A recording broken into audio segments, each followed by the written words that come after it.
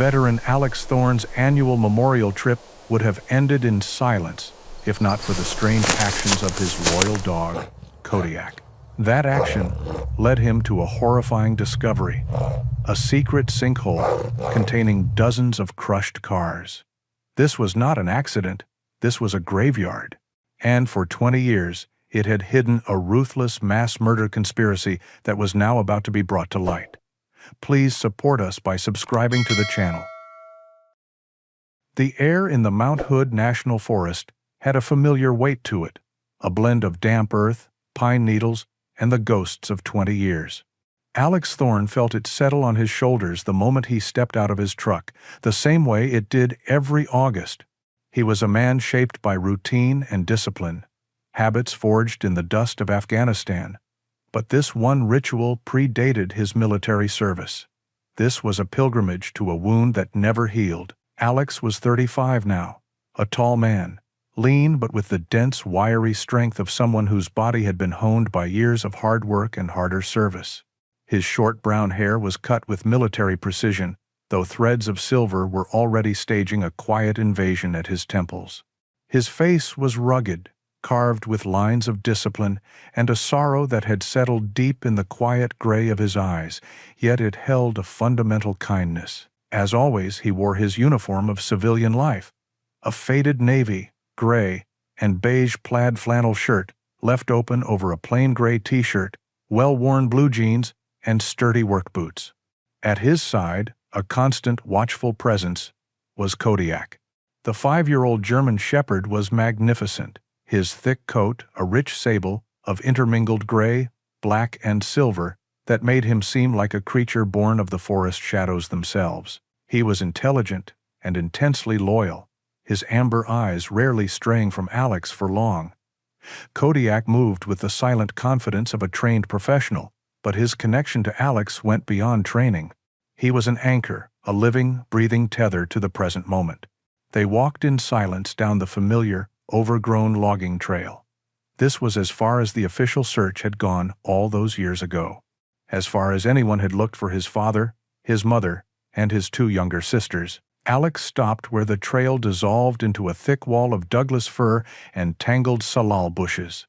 He had been 15, left at home with a raging fever, the sole survivor of a tragedy he couldn't even name. They had simply vanished. Their car, their camping gear, their lives erased. He reached down and rested his hand on Kodiak's head, the dog leaning into the touch with a soft whine, sensing the shift in his human's mood. "They just drove away, Koda," Alex murmured, his voice rough. Honked the horn twice, said they'd be back in a week. 20 years. 20 years of birthdays without cards, holidays with an empty house, and a quiet so profound it had its own sound. Joining the army had been an escape, a way to channel the anger and grief into something structured, something with a purpose. He had served his country, but he could not save his family. He was about to turn back, the weight of the day pressing down on him, when he noticed something was wrong, not with the memory, but with the landscape itself. A section of the familiar hillside to his right looked raw, scarred. A wide swath of earth, maybe 50 yards across, was bare. Trees were toppled at odd angles, their roots exposed like tangled nerves, and a river of mud and rock had carved a new path down the slope.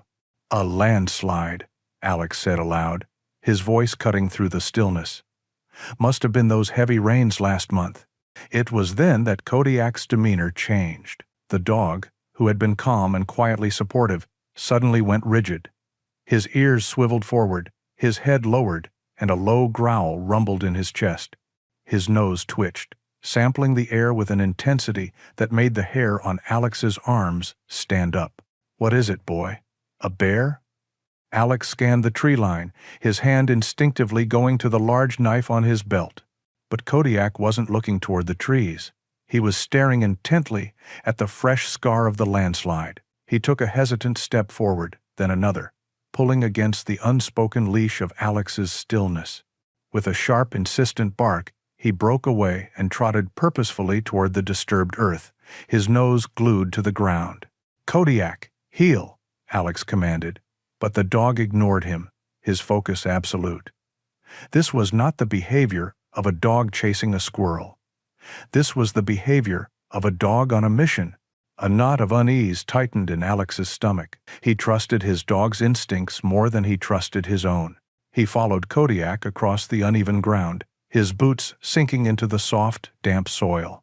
The air here smelled different. Beneath the scent of pine and wet dirt, there was a faint, acrid tang. The smell of old, rusting metal. Kodiak stopped near the bottom of the slide, where a cluster of fallen logs and debris had collected. He began to dig frantically, sending clumps of dark soil flying. "Hey, easy boy, what have you got there?" Alex knelt, trying to calm the dog. But Kodiak was relentless. He whined, a high, desperate sound, and kept digging. Alex pushed aside a section of a rotted log and looked closer. Something was sticking out of the mud. It was a curved piece of metal, coated in a thick layer of orange and brown rust. He scraped away more of the dirt with his fingers. It was the corner of a vehicle's bumper, its chrome finish long since surrendered to decades of decay. An old car, probably abandoned by loggers years ago, nothing more. But Kodiak was not satisfied. He moved a few feet to the side of the bumper, still whining, and pawed at the ground. Alex stood up, a strange and terrible feeling washing over him. He looked at the ground where the dog was indicating. It didn't look right. The earth seemed to dip unnaturally, and the vegetation grew in a different pattern. He took a cautious step forward and prodded the ground with the toe of his boot. It felt hollow. He walked along the strange depression, his heart beginning to pound a heavy, frantic rhythm against his ribs. It formed a wide, near-perfect circle, 50 or 60 feet across, its edge hidden by the landslide on one side and dense forest on the other. It wasn't a depression. It was a rim. Alex scrambled to the highest point of the landslide, grabbing onto exposed roots to pull himself up. He peered over the edge. The ground fell away into a vast, dark cavity, a massive, gaping sinkhole, perfectly hidden from the trail and the sky by a canopy of ancient trees. And at the bottom, choked with shadows and decades of overgrowth, was a sight that made the world tilt on its axis. It was a graveyard, a tomb of twisted, rusting metal.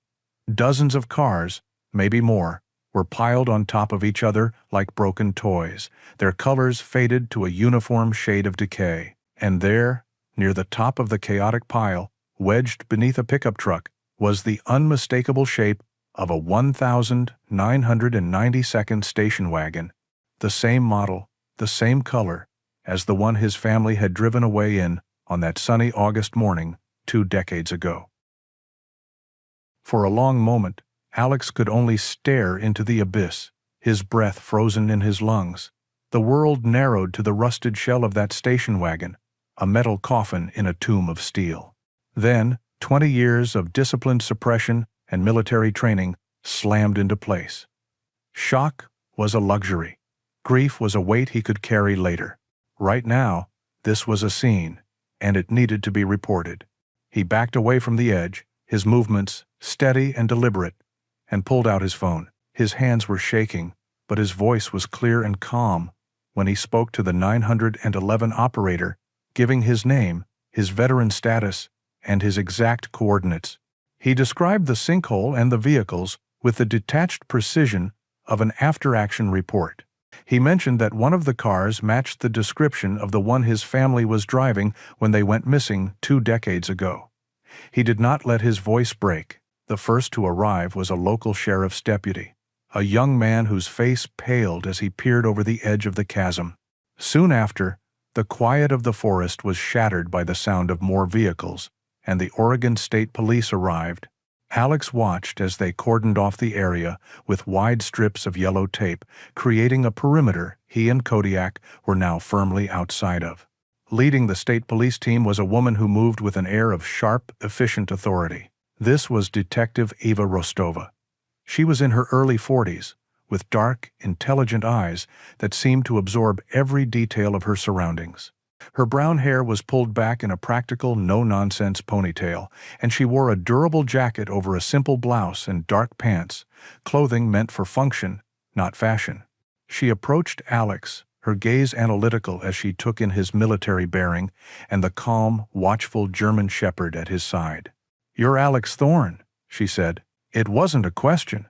I read the preliminary report. You've had one hell of a day."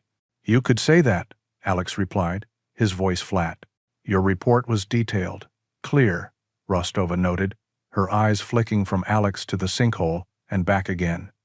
"Most civilians in your position would be in shock. You're holding it together." "I've had practice," Alex said simply. She gave a small, understanding nod. "We're securing the scene now. Forensics is on the way, along with heavy equipment. It's going to be a long process. I'll need a full statement from you, but for now, I need you and your dog to stay back behind the tape. We can't risk any contamination." Alex clenched his jaw but complied. He understood procedure. He led Kodiak to a spot near his truck, sat on the fallen trunk of a pine tree, and began the long, agonizing wait. For hours, the area buzzed with activity. Forensics teams in white coveralls arrived, setting up a command post and portable floodlights. The day wore on, the afternoon sun casting long shadows through the trees. Finally, the low grumble of a heavy engine announced the arrival of a massive crane, its yellow arm a stark slash of color against the forest green. The process was slow and methodical. The crew set up the crane, its outriggers sinking into the soft earth. Heavy cables were lowered into the pit, and the forensics teams directed the operator from below via radio. Alex watched, his stomach a cold, hard knot. Then, they began to lift the first car. It was the station wagon. As the vehicle rose from its 20-year grave, groaning and shedding flakes of rust, Kodiak, who had been lying quietly at Alex's feet, shot to his paws. A low, guttural whine escaped his throat. As the car cleared the rim of the sinkhole and swung slowly through the air, the whine escalated into a volley of frantic, desperate barks. He lunged against an invisible tether, his muscles bunched, every fiber of his being focused on the suspended wreck. It wasn't a bark of aggression. It was a sound of profound distress, of a deep, primal recognition. "Kodiak, easy," Alex commanded, placing a firm hand on the dog's back. Kodiak was trembling, his eyes locked on the car. Detective Rostova, who was directing the placement of the vehicle onto a flatbed truck, turned and watched the dog's intense reaction. Her sharp eyes narrowed, a flicker of something more than professional curiosity on her face. She saw the raw, unfiltered anguish in the animal's behavior and filed it away. An hour later, after the car had been transported to a large, white forensic tent set up in a nearby clearing, Rostova approached Alex again. "I need you to come with me," she said, her tone softer than before. "We need a formal identification of the vehicle. Is that something you're prepared to do?" Alex stood, his legs feeling stiff. "Yes." "Your dog," Rostova said, looking down at Kodiak, who was now pressed tightly against Alex's leg. His reaction earlier was significant. "I'm making a judgment call here. Keep him close and keep him quiet. I want to see if he does it again." Inside the tent, the air was cold and smelled of antiseptic. The station wagon sat under the harsh glare of halogen lamps, every rust spot and dent looking like a mortal wound. Alex walked slowly around it. The dent on the passenger side door from a runaway shopping cart, the faded outline where a sticker of the state of Oregon used to be, the roof rack his dad had installed for their camping gear. "It's theirs," he said, his voice a hoarse whisper. "This is my family's car." It frined. He felt a wave of dizziness, and a profound, bone-deep sorrow washed over him, threatening to pull him under. He braced his hand against the cold, grimy roof. Kodiak pushed his head under Alex's other hand, whining softly, a warm, solid presence in the sterile coldness of the tent. As Alex struggled to compose himself, Kodiak pulled away from his side. The dog walked slowly to the rear of the vehicle, his nose twitching. He stopped at the rear passenger side window, the one that was still mostly intact, though covered in a film of dirt and grime. He let out another low, mournful whine and gently pawed at the glass, his claws making a soft scratching sound. "What is it, Koda?"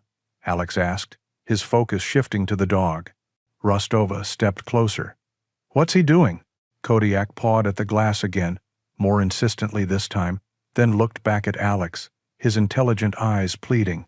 Something was there. Alex moved to the window, his heart hammering.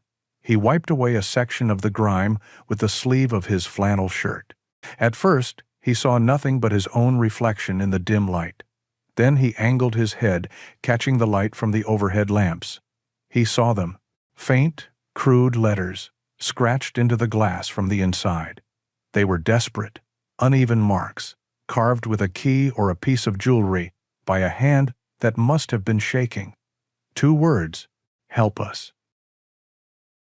The 2 words hung in the cold, sterile air of the tent, more chilling than any ghost. "Help us." It was a final, desperate plea that had gone unanswered for 2 decades. Detective Rostova stared at the faint scratches, her professional composure hardening into a mask of grim determination. This was no longer a cold case about a missing family. It was the beginning of a homicide investigation, and the sinkhole was not a graveyard of cars, but a mass grave. She spoke into her radio, her voice sharp and clear, ordering a full forensic workup on the interior of the station wagon and, more urgently, ordering her team to begin the arduous process of identifying every vehicle in that pit. "I want every license plate, every VIN," she commanded. "Cross-reference them with every missing persons report filed in the Pacific Northwest for the last 30 years. Start with families. I want to know who else is down there." It is noting to him. Alex felt a hand on his arm and realized it was one of the younger state troopers. "Sir, maybe you should get some fresh air. We can take your full statement outside." Alex nodded numbly and allowed himself to be led from the tent, Kodiak pressing close to his side. They sat in the back of a mobile command unit, a small, functional trailer humming with the sound of electronics. The air was thick with the smell of burnt coffee. Rostova joined them a few minutes later, holding a notepad and a pen, her expression all business. "I know this is difficult, Mr. Thorne," she began, her tone formal but not unkind. "But I need you to walk me through everything you can remember about the weeks leading up to your family's trip."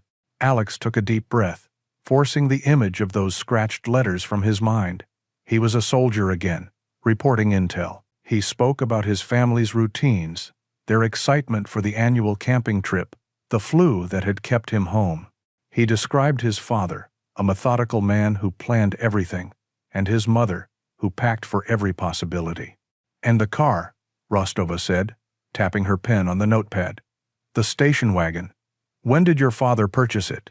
The question was a key turning a lock in his mind. The memory, softened and blurred by 20 years of grief, suddenly sharpened into focus. It was a Saturday in July, hot and sticky, the kind of day where the asphalt on the sidewalks felt soft under your shoes. "About a month before the trip," Alex said, his voice distant as the scene played out in his memory. "Our old Buick was on its last legs. Dad wanted something reliable for the mountains. He was 15 again, walking onto the car lot of Croft's Auto Emporium. The place was a local landmark, a corner lot festooned with strings of colorful plastic flags that snapped in the breeze. The owner, Preston Croft, had been a pillar of the community for as long as Alex could remember. He sponsored the Little League team and was always ready with a handshake and a wide, dazzling smile. Alex could see him now in his mind's eye. Preston was a man who took pride in his appearance. His silver hair was perfectly coiffed, his polo shirt was crisply pressed, and his smile seemed to have more teeth than a normal person's. Now, he had a practiced charm that made customers feel like old friends, a slick, easy confidence that put everyone at ease. "Dave Thorne, good to see you," Preston had boomed, striding out of his small office to greet Alex's father. "And this must be the young man himself. Alex, you're growing like a weed." Intentional. They had made small talk, the usual questions about school and summer plans. Then Preston, with a hand on his father's shoulder, had steered them toward the station wagon. "This beauty just came in," he'd said, patting the hood like it was a prize-winning show horse. "One owner, low mileage. Perfect for those family road trips." Then came the questions. At the time, they had seemed innocent, just the friendly chatter of a small-town businessman who knew his customers. Now, filtered through the lens of a mass grave, they took on a sinister new meaning. "You folks still taking that annual camping trip down to Mount Hood?" Preston had asked, his smile unwavering. "Wouldn't miss it," his father had replied proudly. "It's tradition." "That's wonderful. A family that camps together, stays together," Preston had chuckled. "You leaving around the middle of August, same as always?" "The 15th, bright and early," his dad had confirmed. "Smart man, beat the weekend traffic," Preston had nodded approvingly. "You taking the 26th straight through, or are you planning on that scenic route past the lake? The roads can be a little rough on that back way."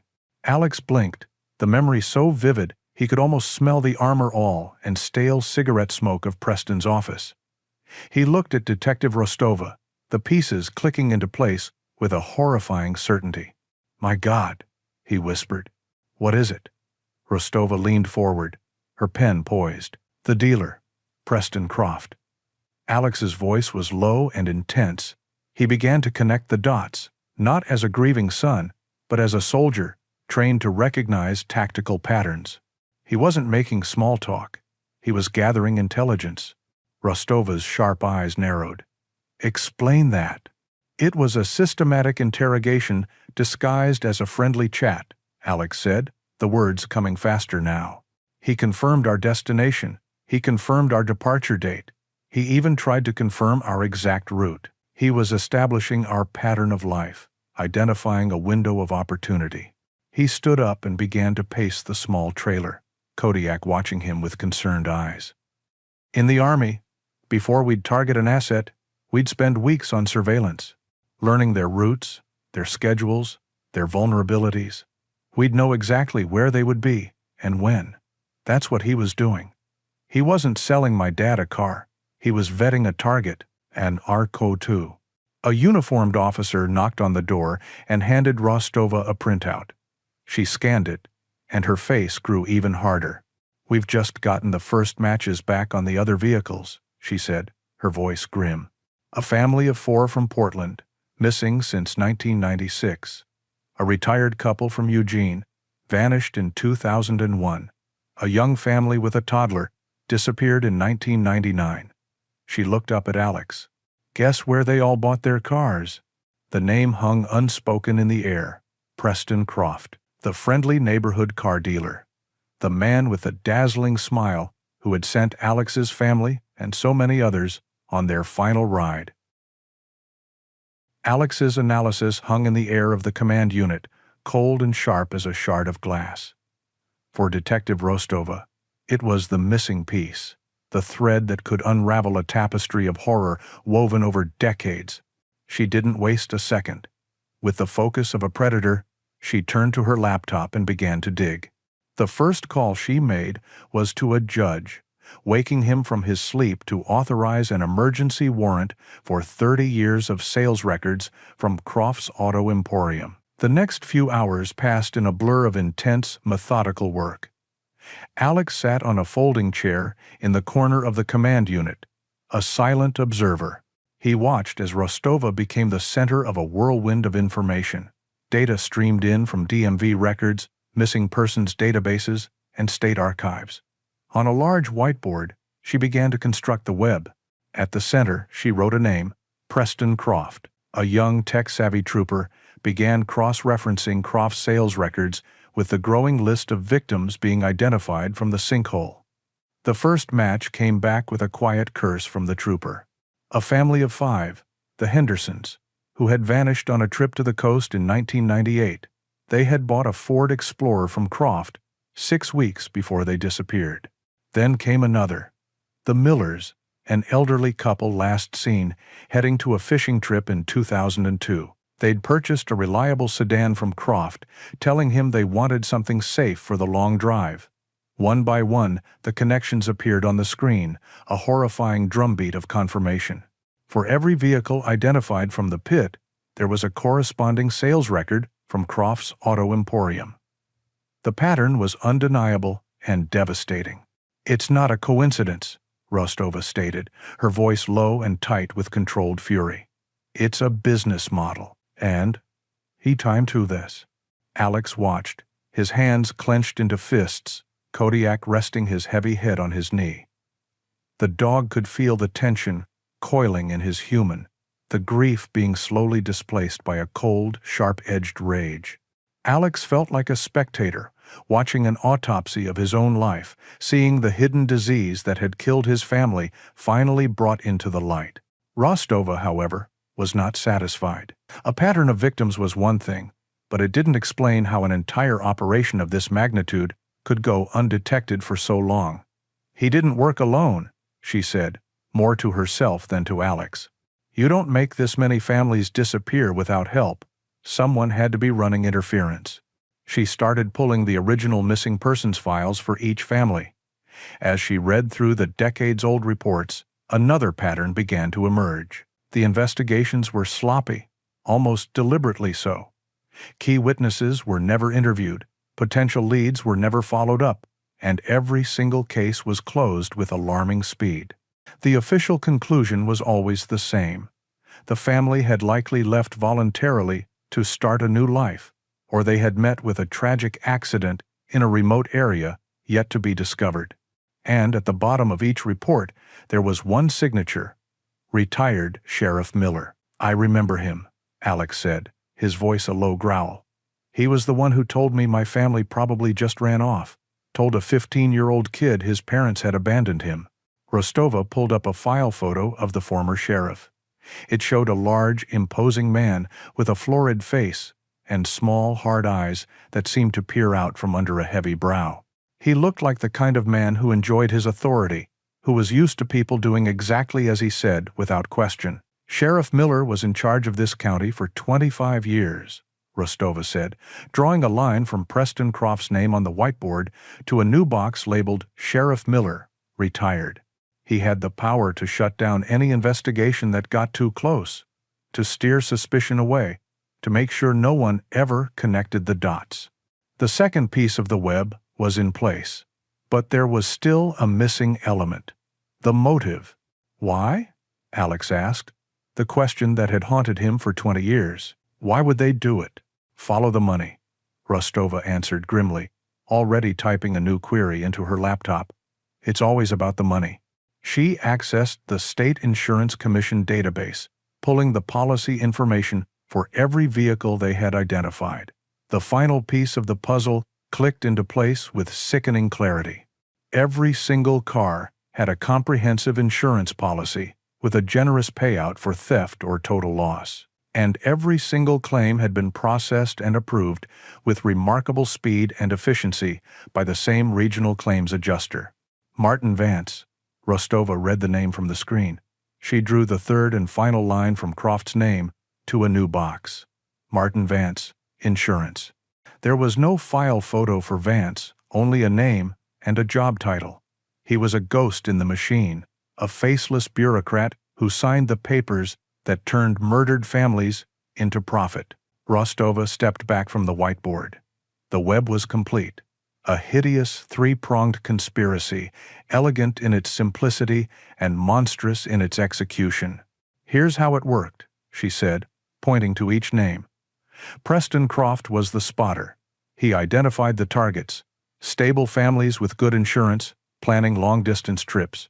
He gathered the intel on their routes and schedules under the guise of friendly customer service. She moved her finger to the next name. He would then pass that information to Sheriff Miller.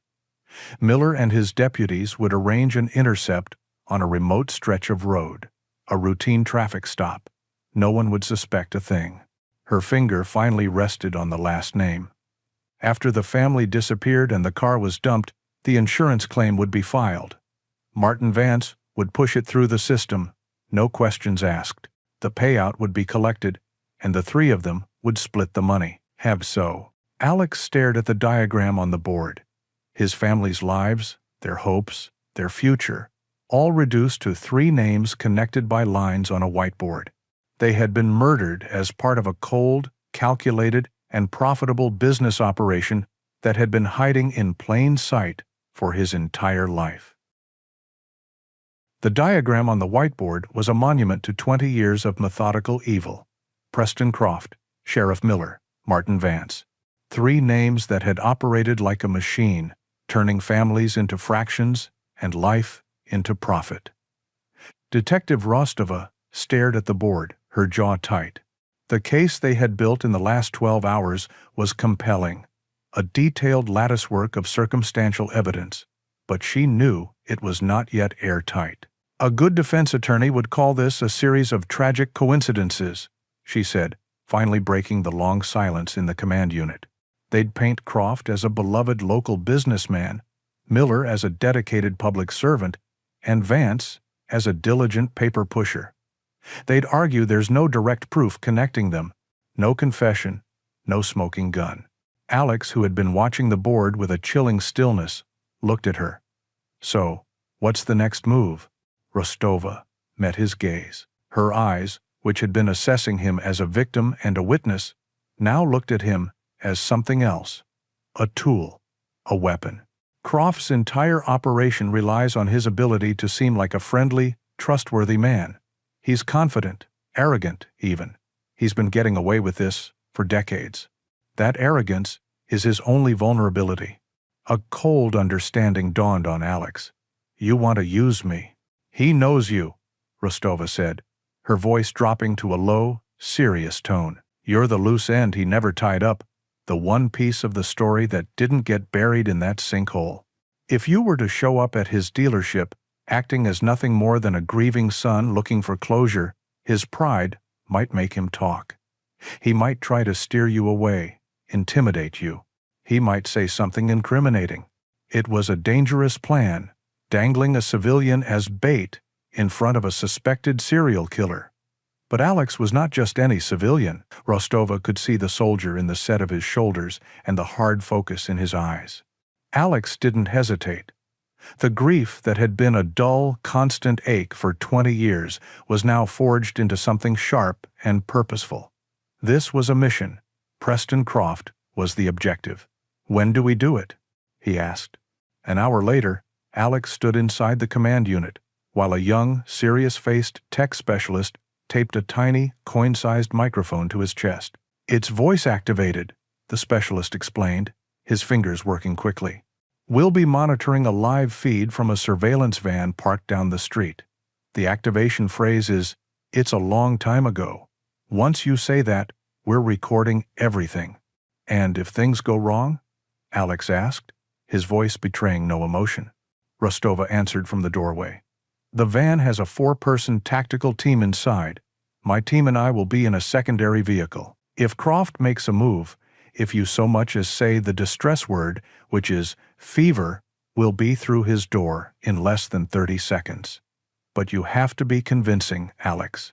You're just a son trying to piece together his family's last days, nothing more. Alex nodded, the discipline of his military past, a welcome shield. He knew how to compartmentalize. He could lock away the rage, the pain, the desire to make Preston Croft pay for what he'd done. He could be calm. He could be convincing. He could be the bait. The drive to town was the longest 15 minutes of Alex's life. He drove his own truck, a deliberate choice to maintain the illusion of normalcy. In the passenger seat, Kodiak sat alert and watchful. The dog knew something was different. The air was thick with a tension he had not felt since they were in the high deserts of Afghanistan, waiting for a fight. He whined softly, nudging Alex's hand with his wet nose. "It's okay, Koda," Alex said, reaching over to scratch the dog's thick ruff. "You just wait in the truck for this one. I'll be right back." The simple, physical connection to his dog was a grounding force, a reminder of the life he had built from the ashes of the one that had been stolen from him. He parked across the street from Croft's Auto Emporium, just as they had planned. The dealership looked exactly the same as it had in his memories, a cheerful facade of lies. The plastic flags fluttered, the string lights twinkled, and the cars gleamed under the afternoon sun, each one a potential instrument of death. In the center of it all stood the small office where the devil made his deals. He looked at Kodiak. "Stay. Watch," he commanded in a low, firm voice. The dog's amber eyes met his, and in their depths, Alex saw a perfect, unwavering trust. Kodiak settled down, his gaze fixed on the dealership, a silent guardian standing watch. Alex took a final deep breath, pushing down the storm of emotion inside him. He was no longer a 15-year-old boy. He was a soldier. He opened the truck door, the tactical team's voices a faint, tinny whisper in the small earpiece he wore. He stepped onto the asphalt and began the long walk across the street, each step taking him closer to the man who had murdered his past and 20 years of his future. Preston Croft was standing near the door of his small office, laughing with a customer when he saw Alex crossing the street. The laughter died in his throat, and for a fraction of a second his practiced smile faltered. A flicker of something cold and calculating passed through his eyes before the mask of the friendly neighborhood car dealer snapped back into place. "Well, I'll be," Preston said, his voice booming with forced warmth as Alex stepped onto the lot. He dismissed the other customer with a pat on the back. "Alex Thorne, last I saw you, you were barely old enough to see over a steering wheel. It's good to see you, son, though I wish it were under better circumstances. I heard the news. A terrible, terrible thing." He extended a hand, and Alex took it. Preston's grip was firm, his palm dry. It was the handshake of a man with nothing to hide. "Thank you, Mr. Croft," Alex said, keeping his voice respectfully subdued. "It's been a difficult few days. I can only imagine. Your father was a good man. One of the best," Preston said, his face a perfect picture of solemn sympathy. He gestured toward his office. Come in. Can I get you a cup of coffee? Something cold?" "No, thank you, sir. I won't take up much of your time," Alex said, stopping beside a gleaming red sedan. He ran a hand over its polished hood, playing his part. "I'm just trying to piece things together. The police have been asking a lot of questions, and my memory of that time is a little hazy." He looked up, meeting Preston's eyes. "I was hoping you might remember something about when my dad bought the station wagon." Preston's smile was paternal, reassuring. "Son, that was 20 years ago. I sell a lot of cars, but for your father, I'll certainly try. What do you need to know?" This was the moment. Alex took a breath. "It's a long time ago," he said, activating the wire, "but the police are trying to retrace their route. I remember my dad was excited about the car, said it was perfect for the mountains. I think he mentioned taking a scenic route to the campsite, but for the life of me I can't remember what it was called."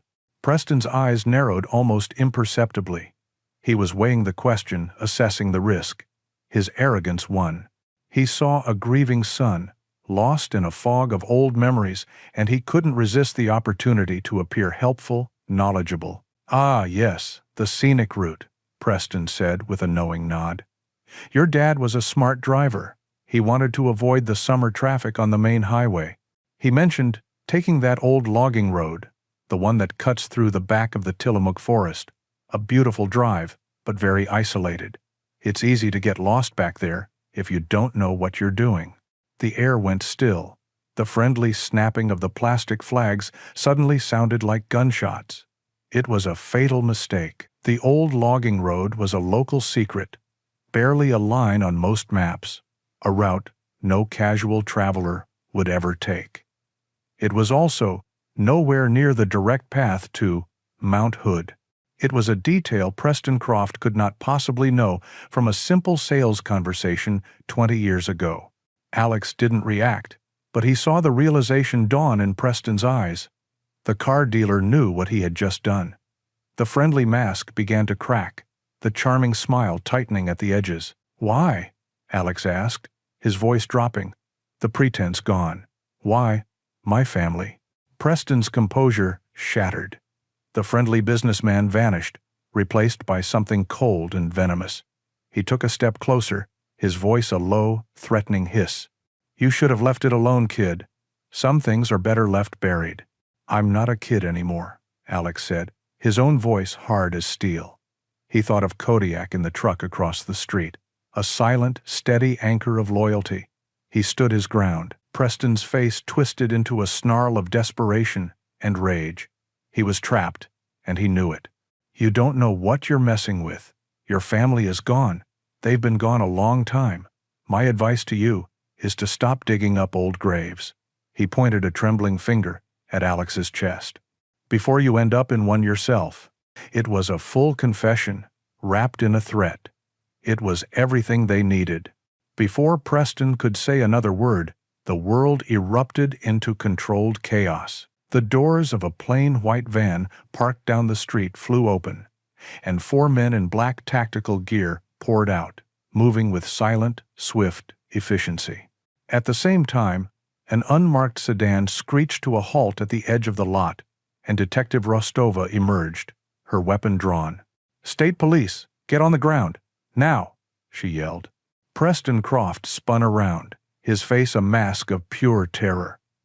The color drained from his face as he saw the tactical team advancing on him, their weapons leveled. All the charm, all the arrogance, all the confidence evaporated in an instant, leaving only a pathetic, cornered old man.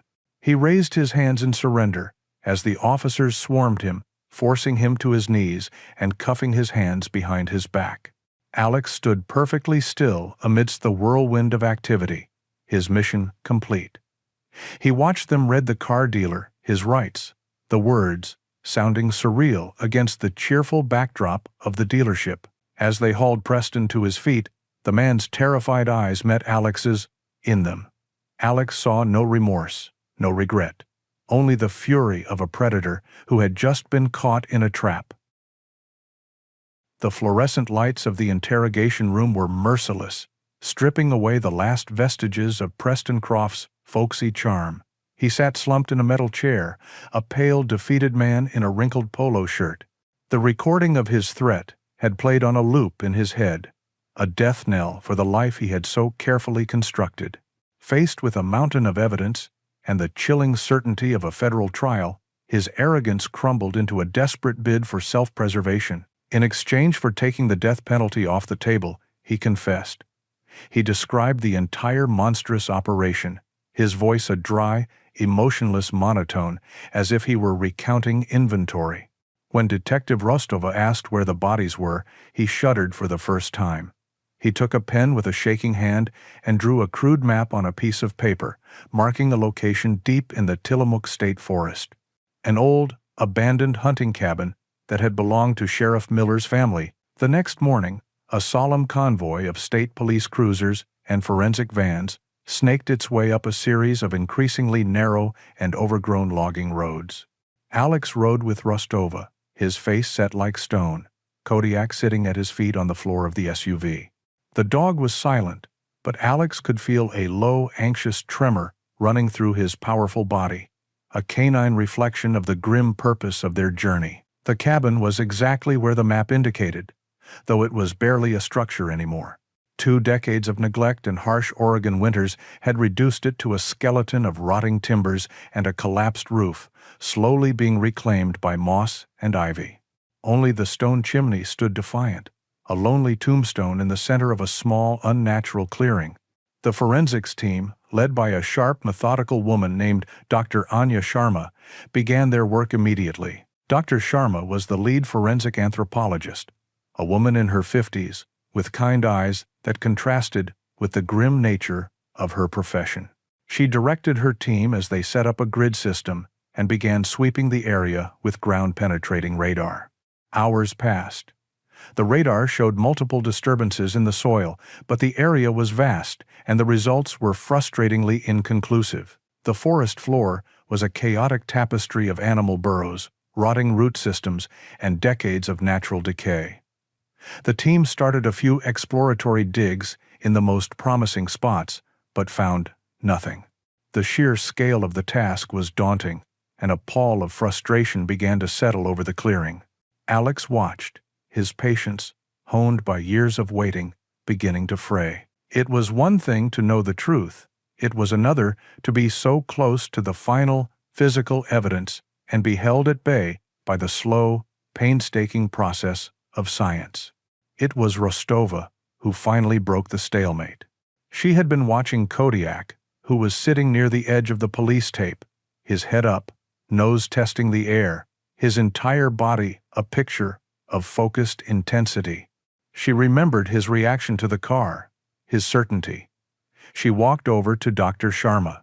"Doctor," Rostova began, her voice low, "I have an unconventional proposal." She explained her theory about the dog, his connection to the case, and his proven ability to detect things humans could not. Dr. Sharma was, understandably, skeptical. "Detective, this is a delicate crime scene. A dog, even a well-trained one, could cause contamination. We have protocols for a reason." "I understand that," Rostova pressed.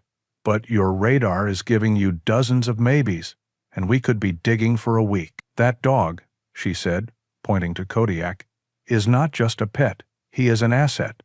Let us conduct a controlled sweep of the outer perimeter. If he finds nothing, we lose 10 minutes. If he's right, he could save us days." Dr. Sharma considered it, her gaze falling on Alex and his watchful companion.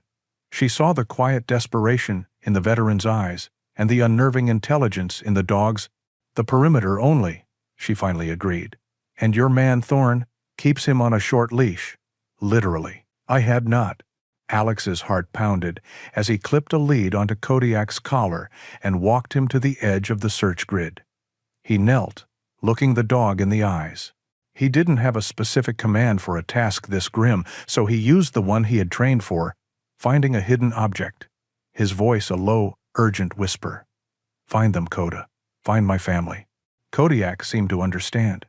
He began to move, not with the random energy of a normal dog, but with a slow, methodical purpose. He crisscrossed the outer edge of the clearing, his nose hovering just inches above the leaf litter, his powerful body a tool of pure concentration.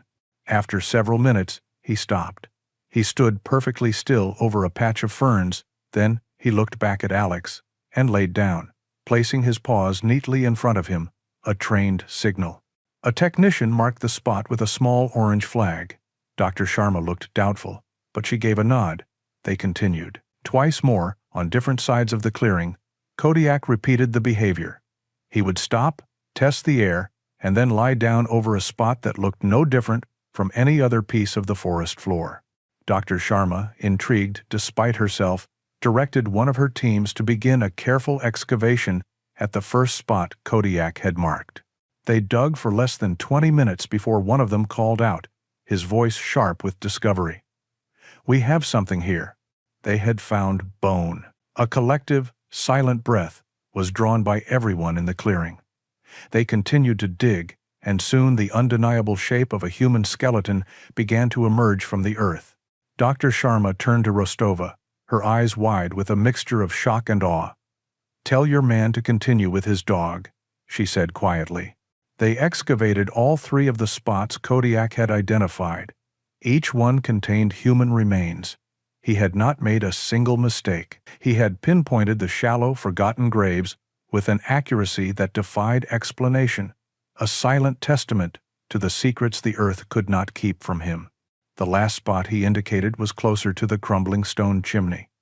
As the team carefully brushed away the soil, Alex knew, with a certainty that was both a relief and an agony, what they would find. They found 4 skeletons, 2 adult and 2 juvenile, buried together. There was no need for science to tell him he was home. His family was home. He fell to his knees, the forest floor cool and damp beneath his hands, and finally, after 20 long years, Alex Thorne wept. Kodiak moved to his side, pressing against him, a silent, steadfast guardian in a forest of white bones. The funeral was a quiet affair, held under the heavy, gray sky of a late Oregon summer. 4 simple caskets were lowered into the earth, bringing a final, heartbreaking end to a 20-year vigil. There were no crowds, only a handful of distant relatives, a few old neighbors, and Detective Rostova, who stood respectfully at a distance. Alex stood at the edge of the graves, a single white rose in his hand. At his feet, Kodiak sat perfectly still, a silent, sable-colored statue of dignified grief. For Alex, the ceremony was a surreal blur. He had spent his entire adult life searching for this moment, this closure. But the finality of it was a crushing weight, a strange mix of profound sorrow and the hollow emptiness of a mission completed. His family was finally at rest. The long watch was over. As the small gathering began to disperse, a figure detached from the shadow of a large oak tree and approached him hesitantly. It was a young man, perhaps in his late 20s, with a painfully thin frame and a haunted look in his eyes. He had his father's dark hair, but none of his slick confidence. His face was pale and gaunt, etched with sleepless nights and a guilt so profound it seemed to physically weigh him down. This was Finn Croft, Preston's son. "Mr. Thorne," Finn began, his voice barely a whisper. He couldn't meet Alex's eyes, instead staring at a point on the ground somewhere between them. I am so sorry. For everything." Alex studied the young man's face. He saw no deception, only a deep, soul-crushing shame. "You have nothing to be sorry for, Finn. Your father's sins are not yours." "But they are," Finn insisted, finally looking up. His eyes were red-rimmed and desperate. "Because I stayed silent. I should have said something." Rostova, noticing the conversation, began to walk slowly toward them. "Said something about what?" Alex asked, his voice gentle. Finn's hands were trembling. "There's something the FBI missed. When they searched my father's office, it wasn't their fault. No one could have known." He took a shaky breath. "When I was a kid, maybe 10 years old, I walked into the office late one night. I saw my father take a book from the shelf, a big leather-bound copy of Moby Dick. He twisted the spine, and a section of the wall behind the bookshelf clicked open. There was a safe inside, a lockbox. He saw me, and he got a look on his face I'd never seen before. He told me it was our secret, and that if I ever told anyone about it, terrible things would happen." Alex felt a cold dread begin to seep into the hollow space in his chest, pushing out the grief. "Why are you telling me this now, Finn?" "Because I was a coward," Finn said, his voice cracking. "I was terrified of him my whole life. Even after he was arrested, I was scared.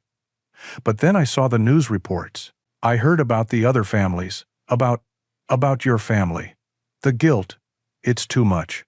I can't live with it anymore." He looked past Alex to the detective who had just arrived. "He kept records of everything in there, Detective." "I know he did." Rostova's expression was grim.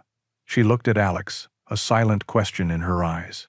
The quiet peace of the cemetery was gone, replaced by the chilling possibility that the nightmare was not, in fact, over. 2 hours later, they were back at Croft's Auto Emporium.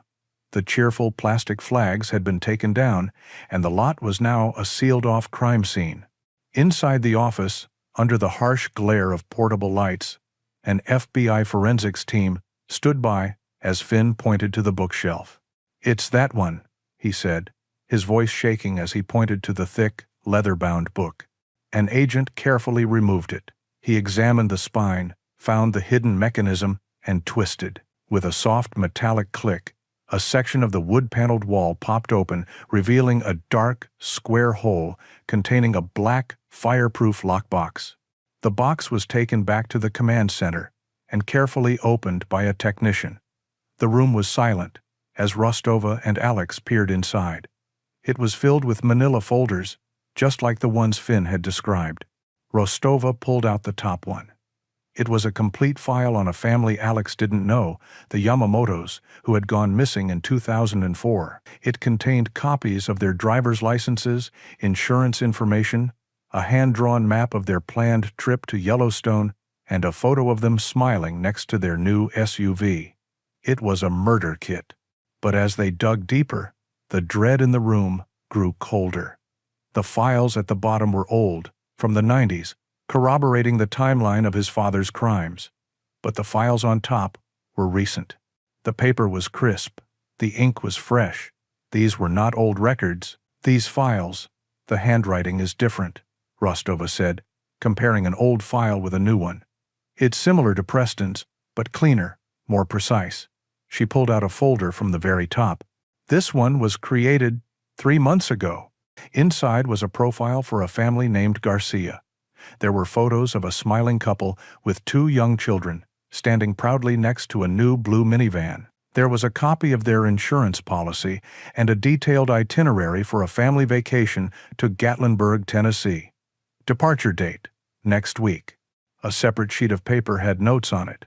Notes about the best intercept points on remote Appalachian highways. The notes were not signed, but at the bottom of the page, scrawled next to a list of expenses, was a name.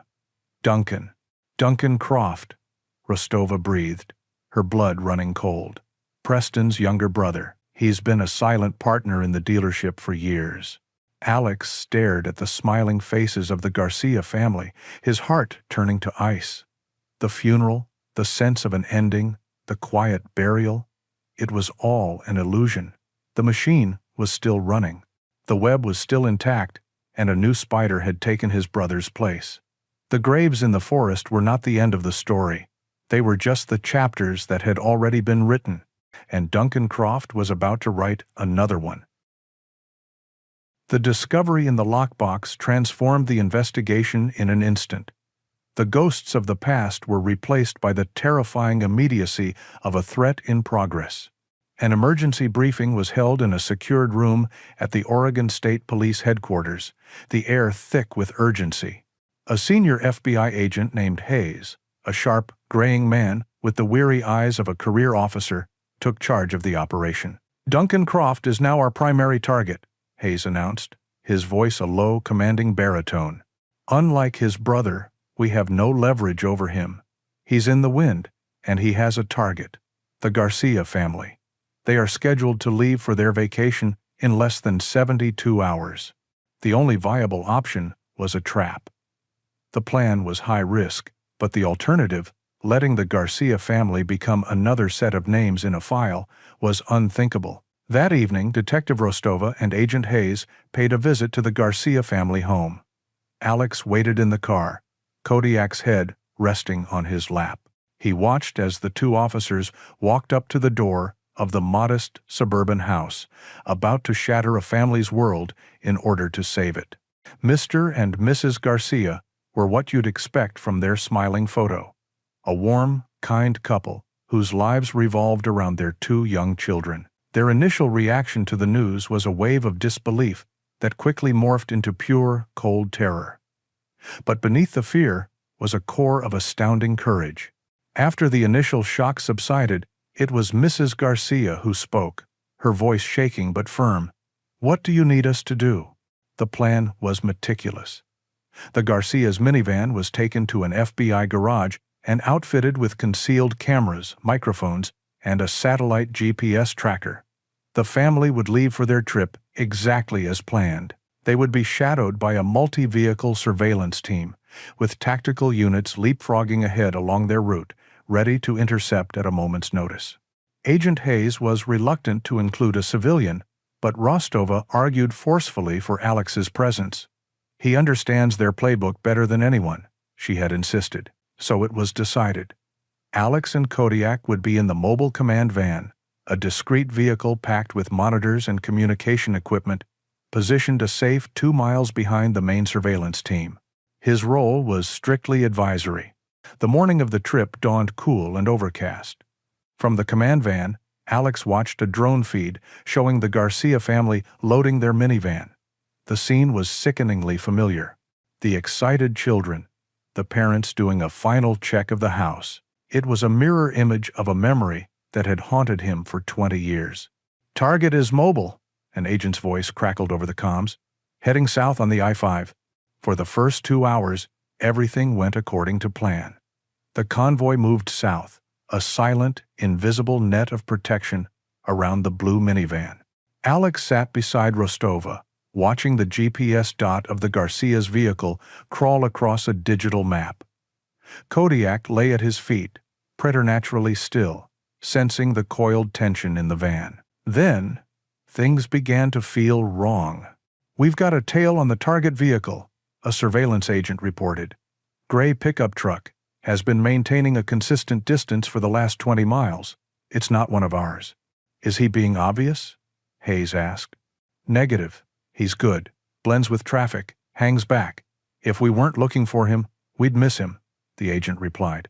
"It's gotta be Duncan Croft." A new level of tension settled in the van.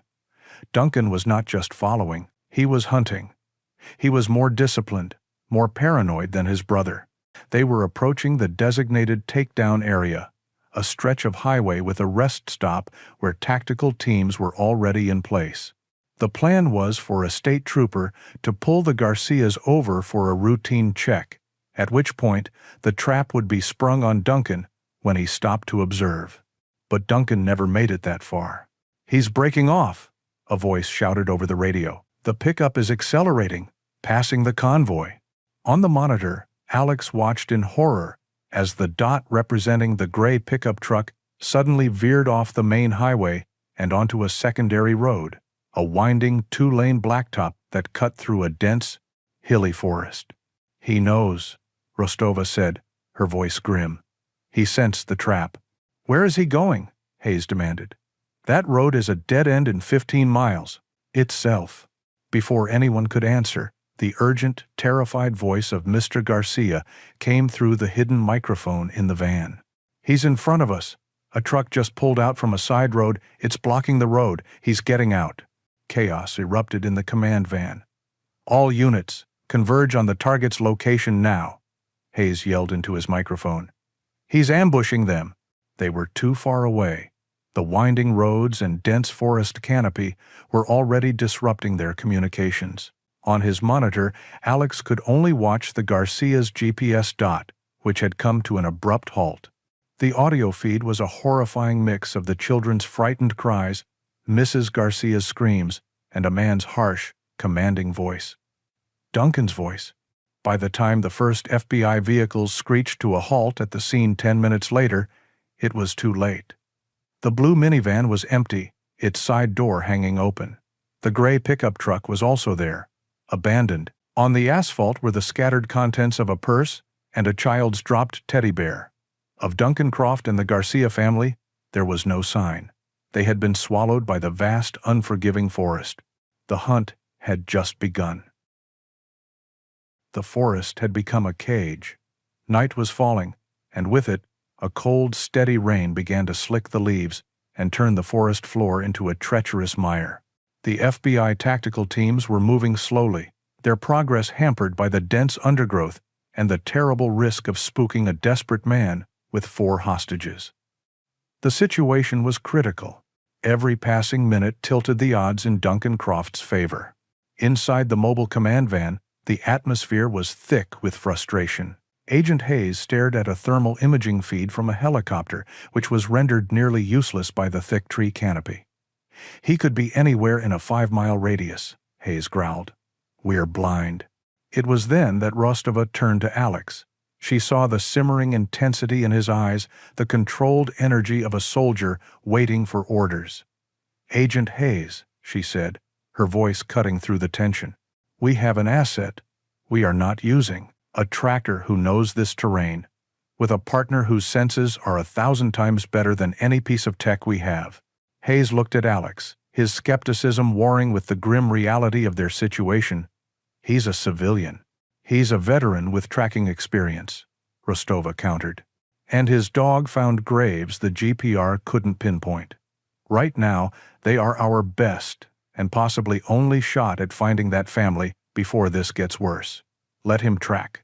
From a distance, he reports their position and the tactical teams move in." Hayes stared at the useless thermal feed, then at Alex's steady gaze. "Do it," he said finally. A switch flipped inside Alex. He was no longer a civilian advisor. He was on a mission.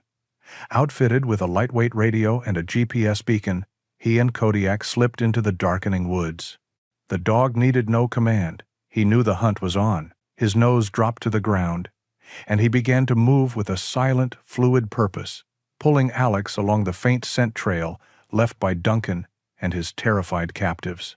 They moved through the forest like ghosts.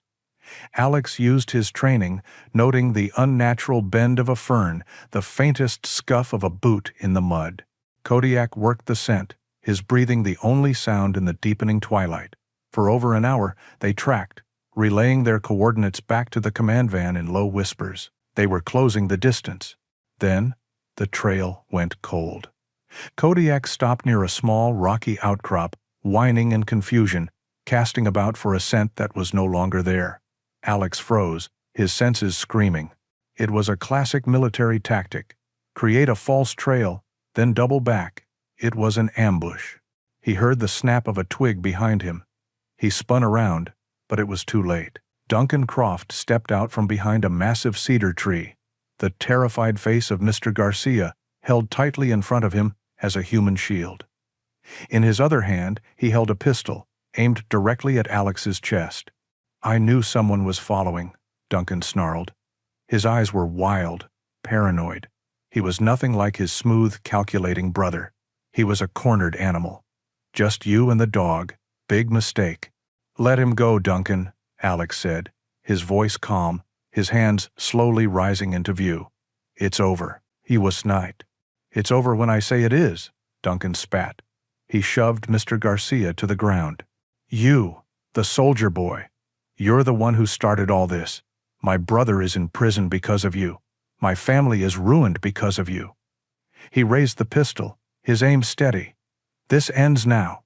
This—" In that split second, as Duncan's finger tightened on the trigger, Alex knew he was not going to make it. He braced for the impact. But he had forgotten about his partner. With a sound that was less a bark and more a roar ripped from the very soul of the forest, Kodiak launched himself through the air. He was a 50-pound blur of sable fur and righteous fury. He hit Duncan's side with the force of a freight train, his jaws locking onto the arm holding the pistol. The gun fired, the shot going wild and deafeningly loud in the enclosed woods. Duncan screamed, a cry of pain and surprise as he was thrown off balance. The pistol clattered to the ground. Alex lunged, tackling the man and driving him into the mud. The fight was over in seconds. As FBI agents swarmed the clearing, drawn by the gunshot, they found Duncan Croft pinned under Alex and a loyal German shepherd standing guard over his master, a low growl still rumbling in his chest. The Garcia family was found huddled behind the rocks, terrified, but alive and safe. Several months later, Alex stood in a wide, grassy field behind his house. The frame of a new building was taking shape, the sounds of hammers and saws filling the autumn air. A sign near the entrance read, "The Kodiak Project, Veterans and K9S helping find the missing." He had found his new purpose.